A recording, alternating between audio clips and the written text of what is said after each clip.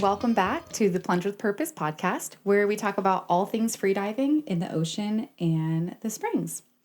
So, as you know, life as a business owner, a freediver, and mom of two strong-willed little girls can get pretty hectic.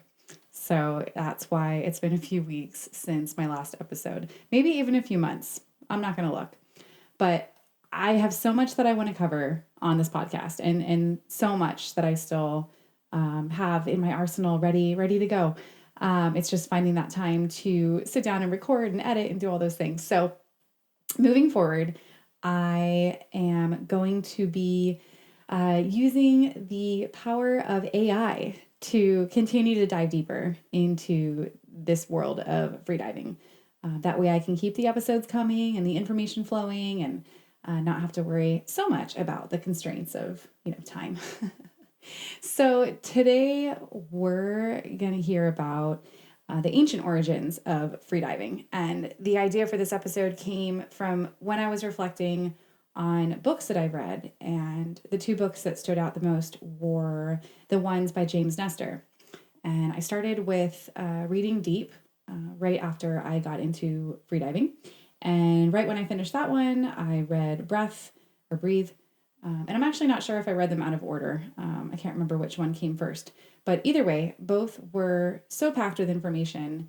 And I really liked how he focused on cultures that use freediving in their everyday life that date back, to so long ago. And then I started digging more into ancient civilizations that used freediving. And we're talking ancient civilizations that were diving, 30 meters with some weights. It's really crazy what I was learning as I was going through all of this. So we're going to hear about that. And then also going to touch on the modern day record holders. We're going to talk a little bit more about the physiological effects that diving has on our bodies. So what actually happens when we dive and what does our body instinctively know to do when we get in the water. So hope you guys enjoy this one today and look forward to any comments, questions. Keep them coming. Welcome back, everyone, to the Deep Dive. Today, we're going deep into the world of freediving. Sounds exciting. It is. We've got a ton of research, historical accounts, all sorts of stuff ready to explore this amazing world. Looking forward to it. Freediving, at least to me, always seemed like, a pretty modern sport. Right. It gets that extreme sport label a lot. Yeah, exactly. Yeah.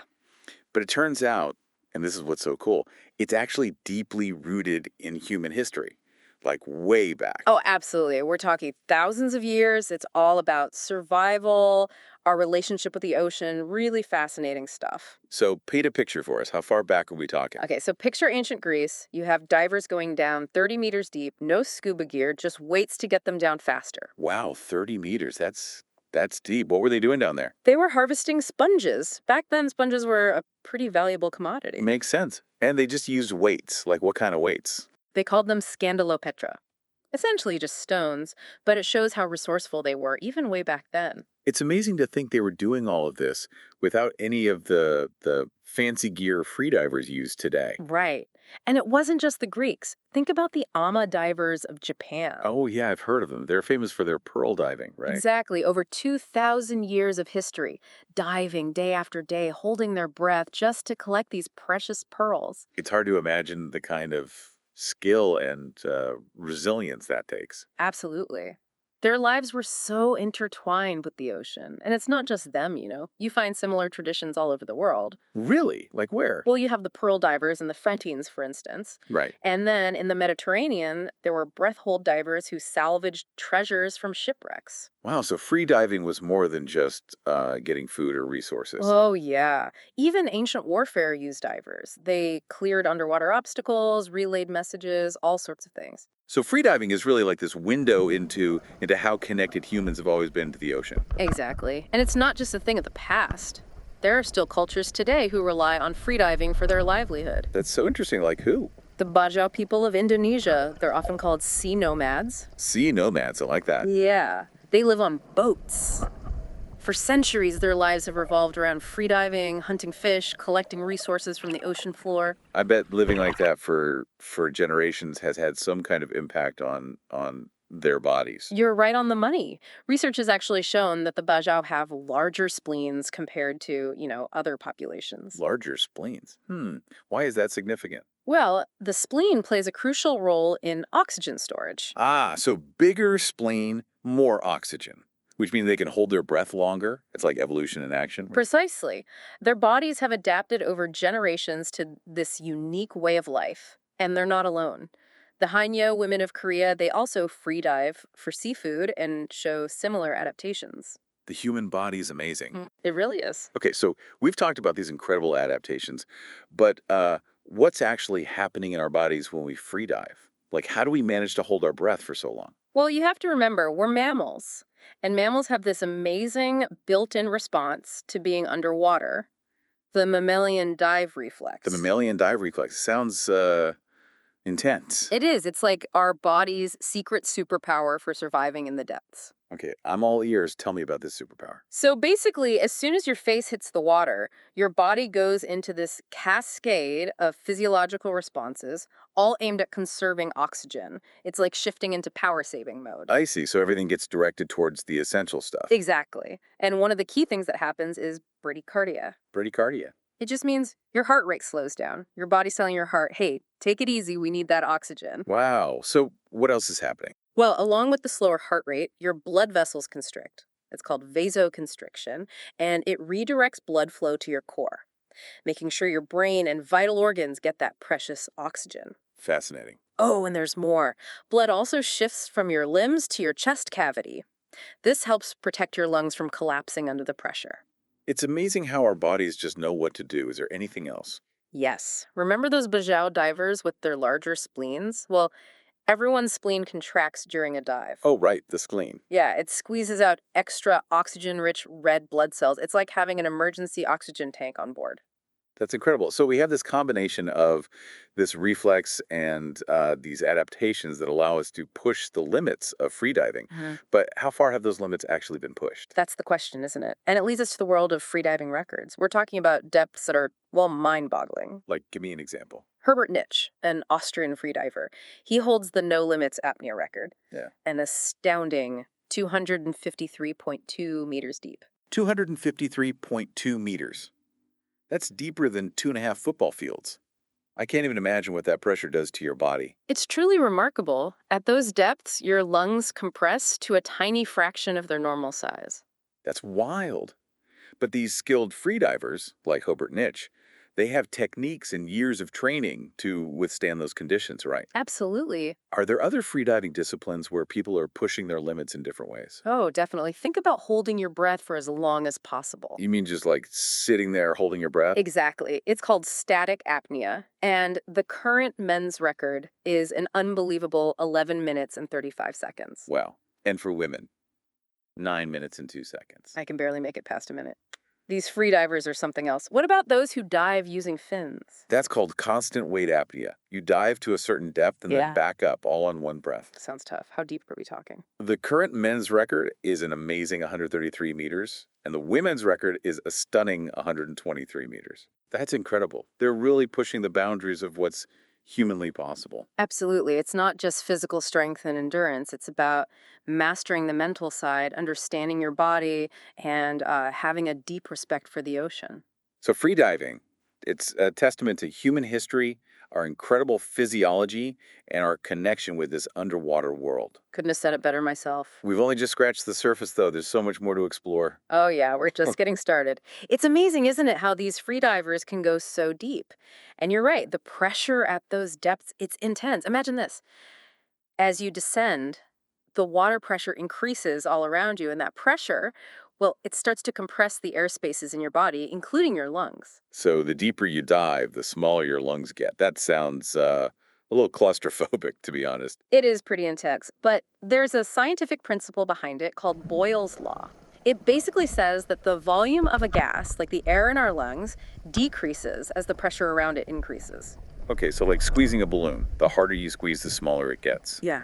Got it. Exactly. So You can imagine what's happening to those freedivers' lungs at, say, 100 meters deep. You mentioned those incredible record depths earlier, like over 250 meters. Yeah. Wouldn't your lungs just completely collapse at some point? Theoretically, yes. There's something called residual volume, which is the minimum amount of air left in your lungs after you exhale.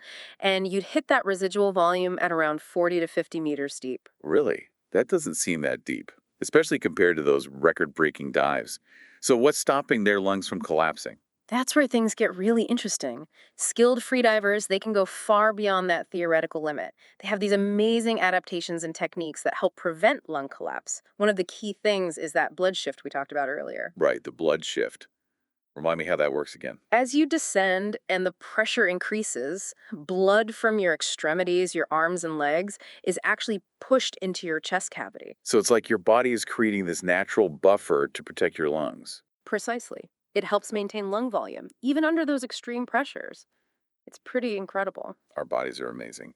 And you said there are also techniques freedivers use. Yeah, some freedivers do something called lung packing. Lung packing, what is that? It's where they take in extra breaths beyond their normal lung capacity to further increase the air in their lungs. That sounds a bit risky, doesn't it? It can be, definitely. It requires specialized training and, well, understanding the risks involved. It's not for everyone, that's for sure.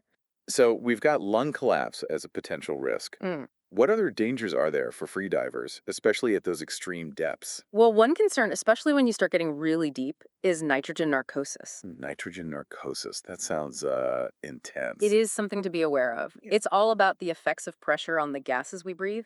Nitrogen makes up most of the air we breathe, right? And under high pressure, like deep underwater, it starts to dissolve into our tissues. Okay. And what does that do? That's where the narcosis comes in.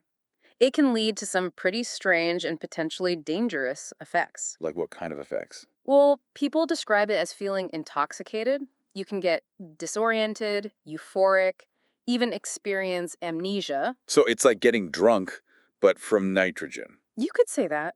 And it's especially dangerous for freedivers because, well, impaired judgment underwater can lead to bad decisions, and obviously that can have serious consequences. So how do freedivers avoid nitrogen narcosis?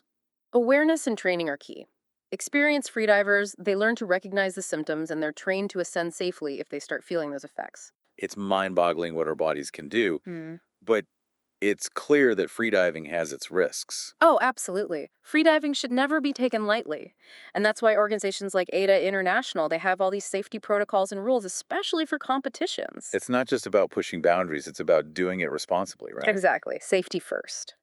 Earlier we were talking about those amazing adaptations that allow freedivers to go so deep. Mm. Can we go back to the spleen for a second? Yeah. I'm really fascinated by its role in all of this. Sure. The spleen is a fascinating organ. It's often called the body's emergency blood bank. It stores red blood cells, which are essential for carrying oxygen throughout the body. And what happens to the spleen during a freedive? It contracts, squeezing itself to release those oxygen-rich red blood cells into circulation. So it's like this extra boost of oxygen right when you need it most. Precisely. And what's even more remarkable is that studies have shown that with regular freediving, your spleen can actually increase in size over time. So it's like your body's adapting to give you an even bigger oxygen reserve for diving. Exactly. It shows how incredible the human body is, how adaptable we are. It's amazing. We've been talking a lot about the physical side of freediving, but what about the mental aspect? What's going on in a freediver's mind when they're descending into those depths? That's a great question. Freediving is as much a mental sport as it is physical. It's all about control, awareness, and mental discipline. I can imagine it takes incredible mental strength to stay calm and focused in that environment. Absolutely. Freedivers train rigorously to manage their breathing, their heart rate, even their thoughts. What kind of techniques do they use? Lots of different things. Visualization, where they mentally rehearse the dive, is really common. And they also use meditation and even self hypnosis techniques to quiet their minds and stay present. So it's almost like a meditative state underwater. In a way, yes. For many freedivers, it becomes a very introspective experience, even spiritual. It's about pushing their physical limits, but also finding inner peace and that deep connection with the water. Wow, there's so much more to freediving than I ever realized.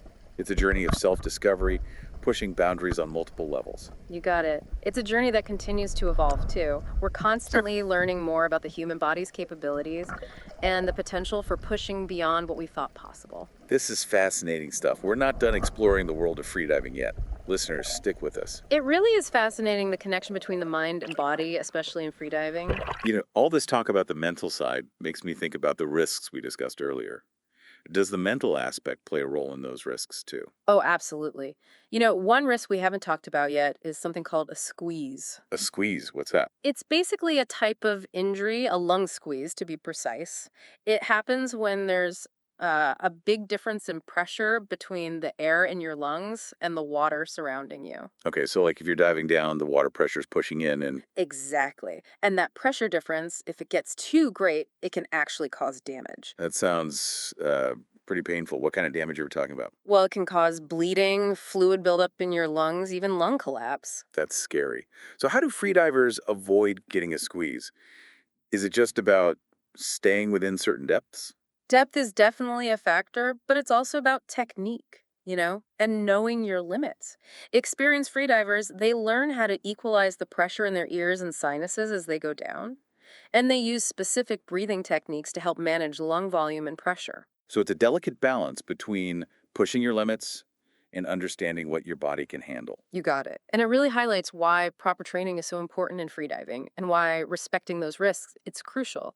It's not just about jumping in and seeing how deep you can go. It's about doing it safely. Hmm. We've covered a lot today, ancient traditions, the amazing physiology, the mental strength.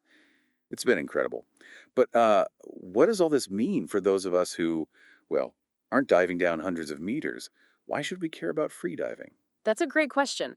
I think freediving offers this unique perspective on human potential, both the body and the mind. It teaches us about resilience, about being present, about respecting our limits. It's almost like a metaphor for life, isn't it? Pushing boundaries, overcoming challenges, learning to adapt. I like that. And who knows, maybe by studying freediving, by looking at those adaptations in cultures like the Bajau, maybe we can learn even more about human evolution and what our bodies are capable of. That's an incredible thought. Could these ancient traditions hold clues to unlocking even more human potential? Something to think about for sure. Definitely something to ponder. Well, that's about all the time we have for today's deep dive into freediving. It's been a fascinating journey. It has. I really hope that you guys enjoyed this AI-assisted episode. Honestly, I'm really excited about the potential here. I'm excited that despite the everyday craziness going on in my world, I can still have time to hop on and do my research and learn and get you guys some great information about freediving. So if you have any questions about today's episode or comments, please feel free to leave them below. You can also send me an email. You can reach me at support@plungegear.com. And if you enjoyed this episode, don't forget to like, share, and subscribe. Be sure to tune in next week for more talk about all things freediving in the ocean and the springs. Thanks so much for being here. I'll see you next time.